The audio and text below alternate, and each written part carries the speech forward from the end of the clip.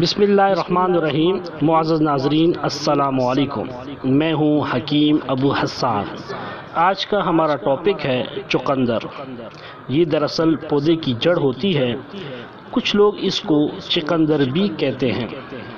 یہ سبزی جگر کے لیے بے حد مفید ہے، حاملہ خواتین کے لیے اس کا استعمال خصوصاً مفید ہے۔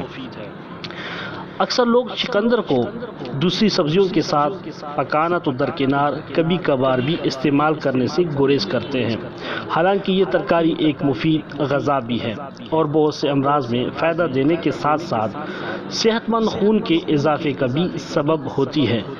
عام طور پر بطور سلاد زیادہ کھایا جاتا ہے، لیکن بعض لوگ اسے پکا کر کھانا زیادہ پسند کرتے ہیں۔ اس کے گودے کا رنگ سرخ ہوتا ہے، اس کا ذائقہ میٹھا ہوتا ہے، اس لیے شوگر کے مریضوں کو اسے استعمال کرنے میں احتیاط کرنی چاہیے۔ اس میں وٹامنز بی کے علاوہ کیلشیم، فاسفورس اور آئرن پایا جاتا ہے۔ اسے کھانے سے جسم کو طاقت ملتی ہے، ہاضمے میں مدد دیتا ہے اور جگر کی کارکردگی کو درست کرتا ہے۔ اس کا استعمال دماغ کے لیے انتہائی مفید ثابت ہوتا ہے۔ یہ دماغ کی تکان کو دور کر کے اسے تر و تازہ کر دیتا ہے۔ اس کا مسلسل استعمال گلے میں گرنے والی اور سینے کی بلغم کو خشک کرتا ہے۔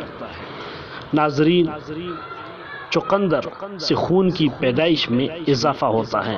اگر چقندر اور ٹماٹر کا جوس استعمال کیا جائے یا ان کا سوپ تیار کر لیا جائے تو یہ دبلے پتلے حضرات کے لیے، یا جن کا وزن کم ہو یا پھر ان میں خون کی کمی کی شکایت ہو، تو یہ ان تمام شکایات کا ازالہ کر دیتا ہے۔ ایسے ننھے منھے بچے جن کے جسم میں خون کی شدید کمی ہو، انہیں اس سبزی کا جوس یا رس پلائیں، انشاءاللہ چند ماہ میں خون کی کمی کی شکایت ختم ہو جائے گی۔